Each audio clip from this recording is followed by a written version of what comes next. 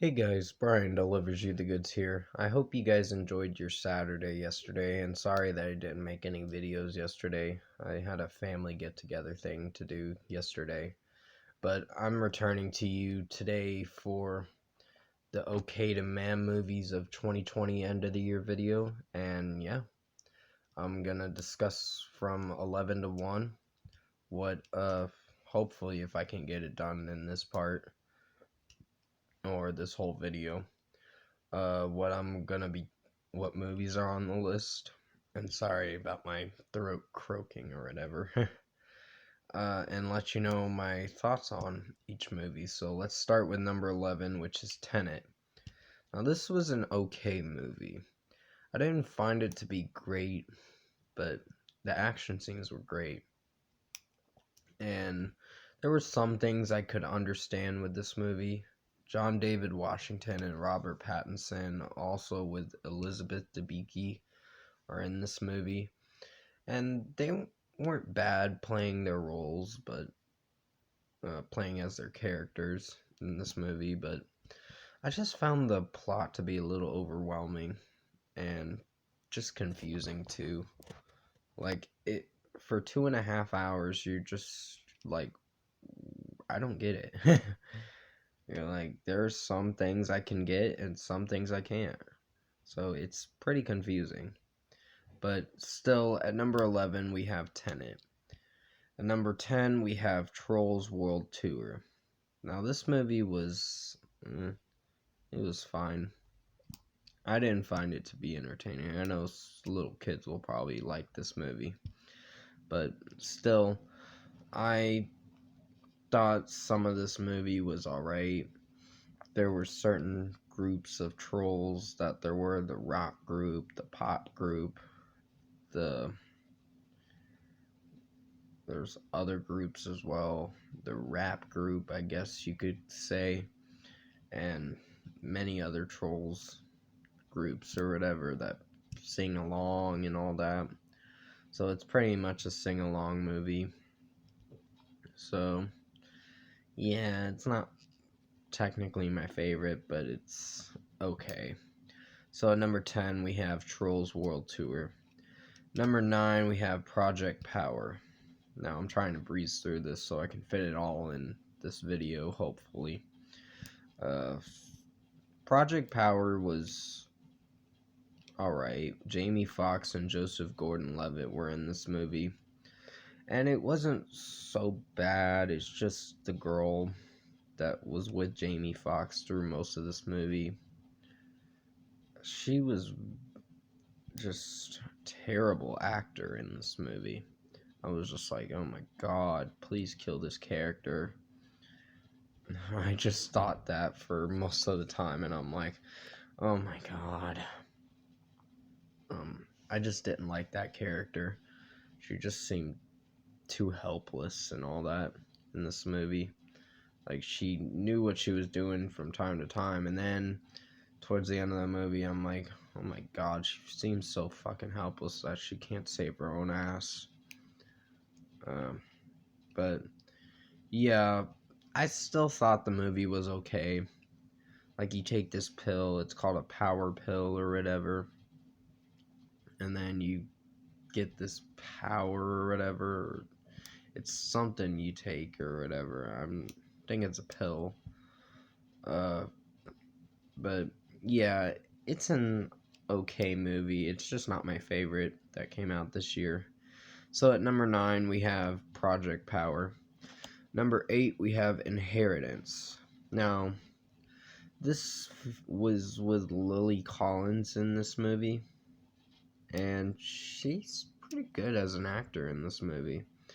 I just found some parts in the movie to be a little dull, kind of boring, like it was going nowhere. But towards the end of the movie, it gets pretty good. So I really like that about the end of the movie. And yeah, this movie was pretty interesting from time to time, but not great.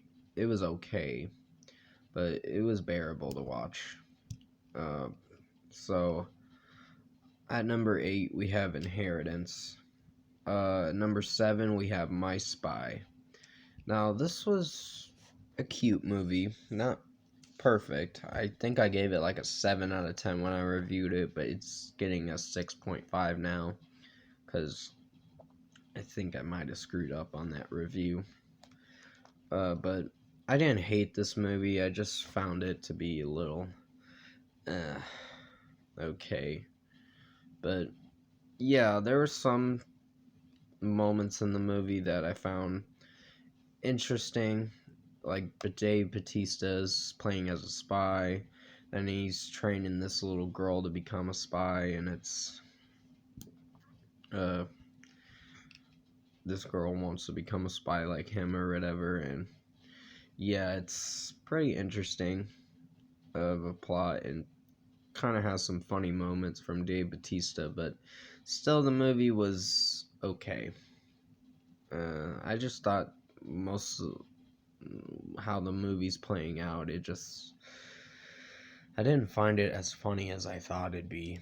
From time to time it was funny, but later on it just was like, I think this is an okay movie. So at number 7, we have My Spy. Number 6, we have Bloodshot. Now this is with Vin Diesel in it, and I gotta say it's meh, but it's not great. I just found that the action scenes were not so bad, but he apparently dies at the beginning of the movie, and then he comes back to life by these machines or whatever, or this technology that's keeping him alive. And then they have to shut him down later on once he finds out the truth. And he does eventually find out the truth towards the end of the movie, what they're doing to him and what their plans are for him or whatever. And it's pretty messed up or whatever, but still, and sorry about the ding, my phone just does that. But yeah, I thought this movie, the action scenes were fine, but the movie was just not my favorite. So at number 6 we have Bloodshot. At number 5 we have Vivarium. Now this one was a man movie. I just found this to be alright. There were some moments that it has Jesse Eisenberg in it and Imogen Potts in this movie. And I gotta say, they're not bad actors. I don't really like Jesse Eisenberg as a person. I'm just like, he's kind of a dick. That's just how I see it. But yeah, he's kind of a dick, to be honest. Yeah, but he wasn't bad in this movie, just this movie, they're trying to settle down and find somewhere to live, and they find this place that the houses look so identical, and it's just like a neighborhood or whatever they find, and the houses do look identical, and then they have to raise a baby later on that gets delivered to them. It's really fucked up. So I'm like, what the fuck?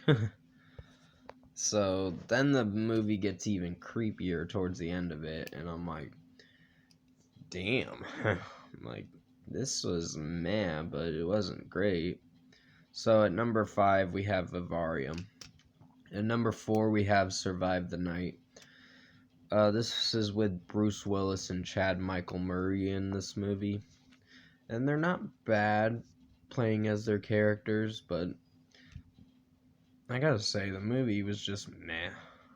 It was kind of forgettable. But there are some moments in the movie that I found to be a little stale. but not too bad. Um, Not to the point where it's a terrible movie. It's just a man movie.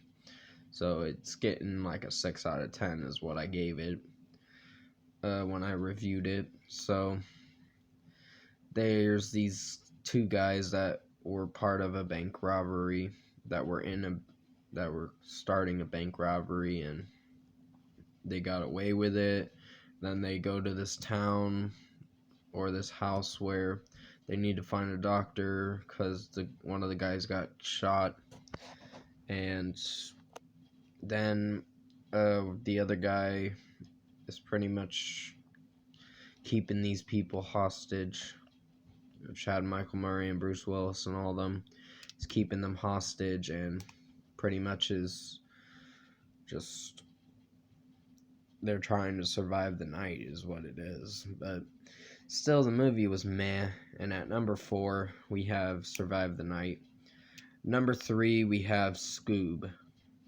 Now, this one was, it was fine. Not great, but sorry that I'm tilting the camera a little too much in this video. I'm trying not to. I'm just keep doing it for some reason. But yeah, this movie was meh. I think there were some parts in the movie that I enjoyed and some parts that I was like, this is just kind of a forgettable movie. But it kind of was. I thought this movie was just a little dull at times. But some of the scenes, it's an animation movie. It's an animated film. And it's not so bad, but it could have been a lot better. So number 3, we have Scoob. And number 2, we have The Witches. This one, I'm not a big fan of this movie. It was weird at times where a kid turns into a mouse, which I saw this is a remake from the 1990 movie The Witches, and I gotta say, this movie was just, a little, not so great. But it was meh. There were some moments that were okay, and most of the movie was kind of a little dull. Like, Anne Hathaway is this witch or whatever, the Grand High Witch or whatever, and she pretty much turned her nephew or whatever into a mouse or whatever, and they were trying to turn him back, which didn't work out. And I'm like, this is what we're getting for the movie? This is not a great movie. But yeah, eventually the movie just drags on and trying to stop the witch, and they eventually do. And yeah, it's not a great movie. But number 2, we have The Witches. And finally, at number 1, drum roll please, Gretel and Hansel. Now, this one was pretty dark, to be honest. It probably would have been better to put it at number 2, but yeah, I just put it at number 1. I was like, you know what, fuck it. But it's kind of meh movie. It was a little dark too, but Gretel is like the oldest and Hansel's the little boy. And then apparently towards the end of the movie, they have to separate and go their own ways, and pretty much just Gretel like becomes this witch or whatever, and it's pretty weird. But still, the movie was alright. And at number 1, we have Gretel and Hansel. That's gonna be it for this Okay to Man Movies of 2020 end of the year video. Comment below and let me know your Okay to Man Movies of 2020 if you have a list for it. And if you like this end of the year video I made for Okay to Man Movies of 2020, comment below and let me know your thoughts on it. Tap like on this video if you liked it. Subscribe to my channel if you can to support the channel. I'm forgetting what I'm trying to say. I gotta end this video shortly because it'll only allow me a certain amount of time to make a video. But I will be returning to you soon for the Architects, the Here and Now album review, and another video to do a little bit later. So thank you for watching this OK to Man Movies of 2020 video. I hope you enjoyed it. Sorry that's pretty long. Stay safe, take care, and I'll see you in my next video.